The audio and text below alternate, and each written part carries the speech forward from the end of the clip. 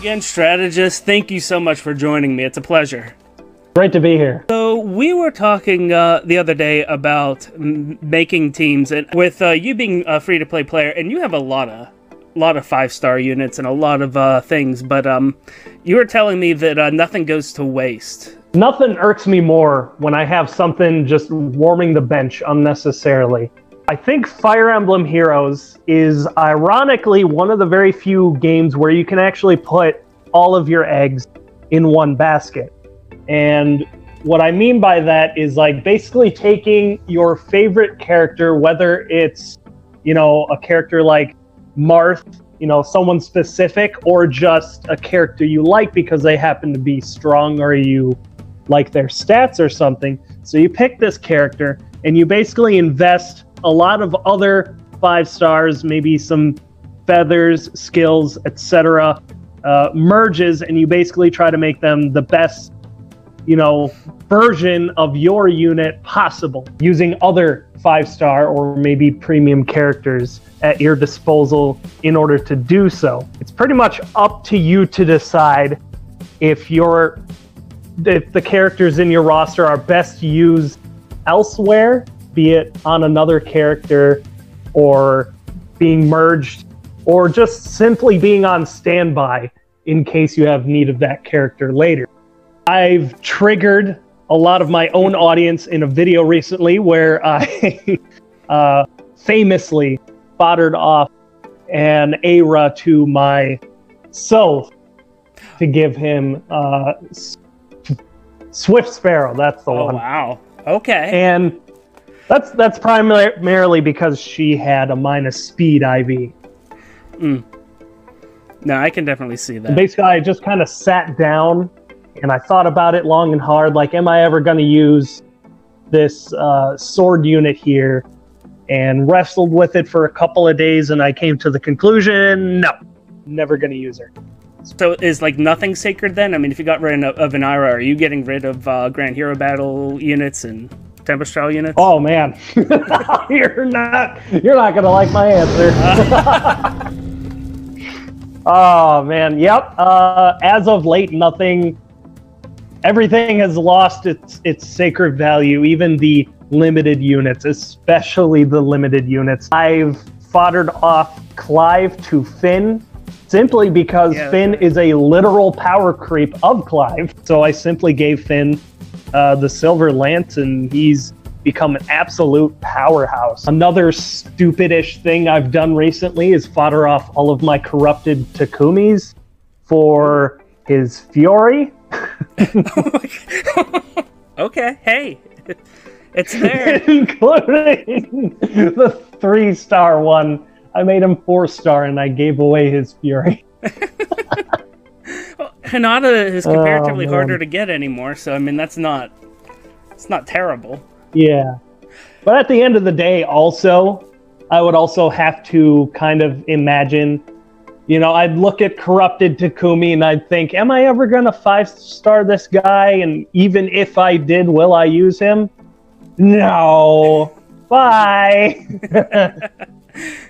No, and it's really good. I think it's really good that you're looking at everything from this angle, because I noticed with a lot of the different units that come out, Sias, for example, was recently released. Everybody's like, oh, he's an inferior Arvis, and I don't want to go down that rabbit hole, but looking at the top level of things, I mean, he had a couple of good skills to fodder off that, especially if you're free to play, you're not swimming employ C skills, so having a couple of Siases around us to fodder off is probably a good thing. It's really funny because when I first started playing the game and they started rolling out Grand Hero Battles, Tempest Trial units and stuff, I did view all these limited characters as sacred and saved like all of them. But now that like my 5-star roster's kind of filled itself out and I don't really have a need for like 4 stars in particular, and especially like even 5 stars, like heck, when I summon these days, I get a new unit and then the first thing I wonder is like, how am I going to use this person? I've already got 11 teams. Should I make a 12th? I accidentally merged a 3-star or 4-star Sias into a 5-star Sias after I leveled him up because I was too impatient to actually. SP. Yeah, basically. Yeah, no, I like upgraded him, and I'm like, oh, that's funny. I've never seen a merge without getting stat points, and I'm like, wait a minute. Shiitake mushrooms. Yeah, that's it sounded like that. That's yeah. Looking at some of the units you have, I mean, even looking at your famous Ike. I mean, his A skill is what warding warding breath right now, isn't it? Yep, I foddered a legendary Ike into my normal Ike. It's funny with. Yep, not even Ike is sacred. Right, and that's exactly what I was going. Ironically. I would think that you'd be like, oh no, I have a legendary Ike, he's gonna sit there, but no, I mean, he went into an Ike. I don't want to think about that too hard. Giggity. But I mean, like, there it is, you just foddered him away. Yep. And I think Legendary Ike and Brave Ike are definitely fair game. Like, there's almost no reason to merge Brave Ike, and the only reason to merge Legendary Ike is if you're like wailing for him in the first place, but otherwise any additional copies, realistically speaking, those skills are so absolutely potent and important that they should be going on pretty much any other characters you have available. I gotta say, what is your favorite example so far of a unit that may have received? I know you have Titania a lot. You've even mentioned her recently. I've actually foddered 5-star. Man, no, I'm Jerome. That's his name. I forgot his name. Batman. Yeah, that might make some people angry. And the funny story behind that one was that I got bamboozled by a horse emblem team while Titania was the bonus unit for Arena, and I lost one of my units, so that reset my chain. Mm-hmm. So I went ahead and gave her poleaxe, so that never happens again. And that's also in anticipation. If I ever get another Hector, I'm definitely giving Titania a distant counter because she's a very good user of that skill, having very high res. And I've also foddered I'm Sigbert to her, giving her attack tactic. Nice. He's like +7 out of merely coincidence alone. Yeah, that and there are actually a couple of 5-stars that I won't touch as far as like foddering. And those are primarily units that don't have anything useful to fodder in the first place. Like recently I pulled a crappy Ike, which is actually a -speed Ryoma. So he's probably one of the worst instances of Ryoma you could get. But all he has is like Defiant Attack, Astra, and Hone Speed. So now he is purposely warming the bench and will be there for the foreseeable future. I would hope that would change one day, but with the legendary Ryoma out there, I don't think they're going to touch him anytime soon. Or unless they release some new way of using 5-stars. Yeah. Rather than just sending home or something. As hats. Like, with that new accessory thing that they're rolling out? Yeah. Oh, man.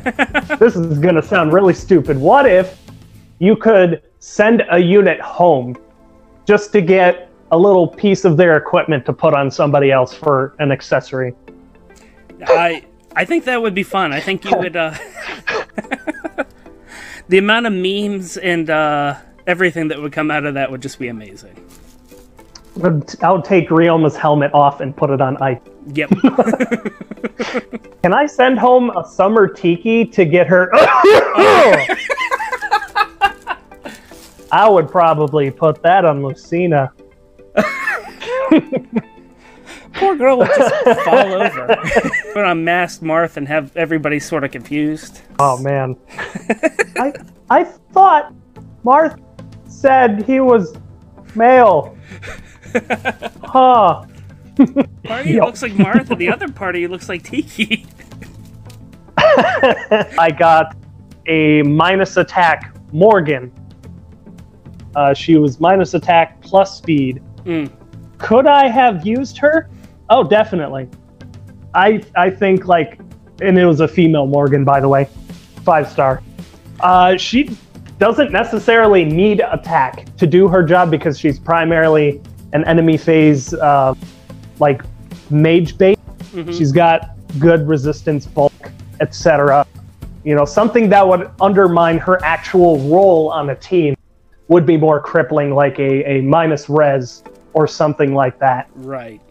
But if I really wanted to use her, if I had an actual need for a, you know, enemy phase flying tome unit, I probably would have used her. But in this particular case, because of a combination of bad IVs and not really needing her, I decided to fodder her off for her mirror stance.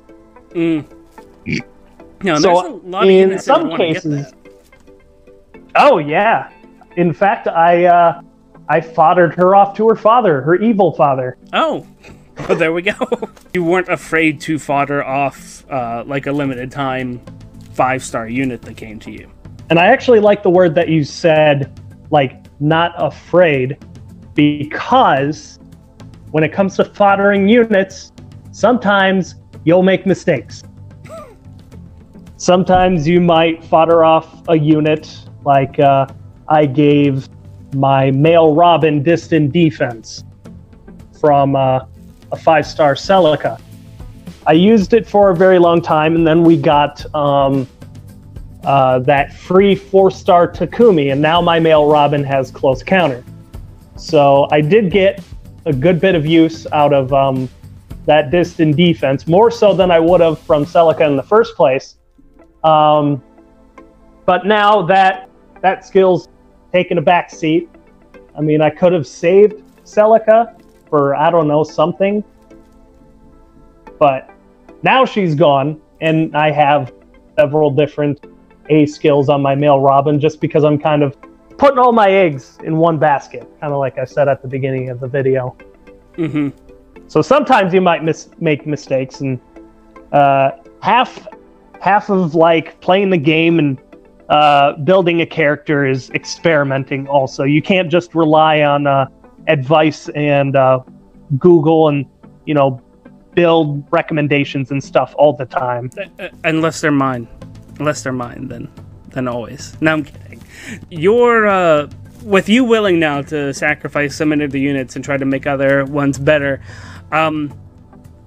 has your focus on what units to upgrade, has it broadened enough that things like arena assault or maybe even chain challenges become easier? Like, have you noticed anything along those lines? Oh man, significantly. I'm really glad you asked that question.